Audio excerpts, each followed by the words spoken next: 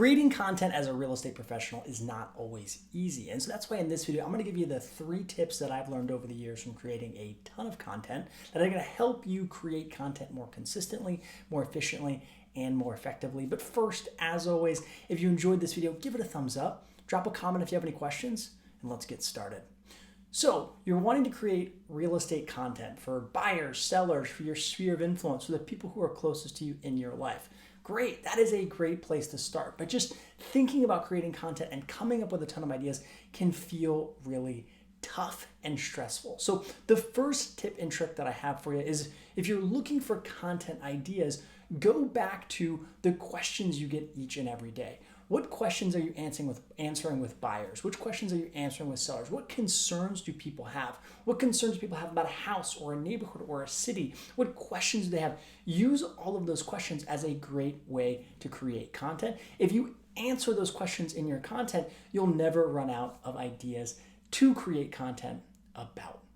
The second tip that I have for you in regards to creating content is batch create content whenever you can. When I create my videos, I try and sit down and record 2, 3, 4, 5 videos if I can, so that I'm not constantly having to do it each and every day. I can chunk out a chunk of time and I can say, okay, this hour I'm going to spend creating content for these folks, right? And it's not a constant burden on my day, on my week. I've time blocked it and I focus my time during that time on that thing, and I've planned out content for now days and or weeks. So batch creating your content can be really, really powerful. And you can do this even in the field. Let's say you go and you tour a house, or you're looking at a community, or you're going and touring new builds. Guess what? If you're trying to do 10 Instagram stories in a day, or a couple short videos, or one of those nice TikToks where you tour the new build, spend some time, do all of those things in one shot,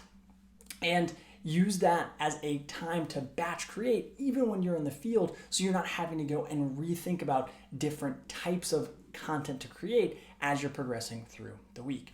The third and final tip that I have for you in terms of creating content has to be with repurposing old content and repurposing one piece of content for several different mediums. And what do I mean by that? Let's start with the first piece of that. You can always repurpose old content. So if you had a video that did well, if you had an interview, don't hesitate to repost that, whether that's to Facebook or Instagram. You can literally take that thing and repost it. Now, I wouldn't recommend doing that on YouTube. YouTube can sense the duplicates and they don't like the same content being on their platform multiple times. But for some of the platforms like Facebook and Instagram, where things come and they go in a matter of days, reposting doesn't hurt, so that it continues to show up in front of your, again, buyers, sellers, current and past clients. It kind of shows up in their newsfeed again.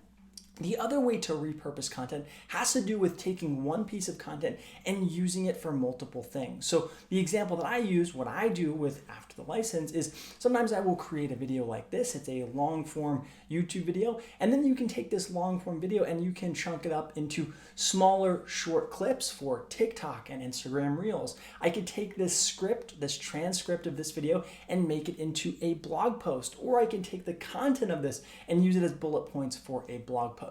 I can take the content of this and use it as bullet points for a LinkedIn post. And then obviously if I'm posting to YouTube, or I'm posting to Instagram, or I'm posting to my blog, I can also take all of those things and post them to my Google My Business page. I can post them to my Facebook page. I can add them as a link to my Instagram bio. So take the content you're creating, especially if it's long form and video, and chunk it up into smaller things and repurpose it for some of the other mediums. And again, this works in a variety of different ways, but every piece that you send out in the different platforms, Facebook, Instagram, LinkedIn, don't have to be completely new, original ideas. So hopefully those 3 tips help you create more content more consistently, more efficiently, more effectively.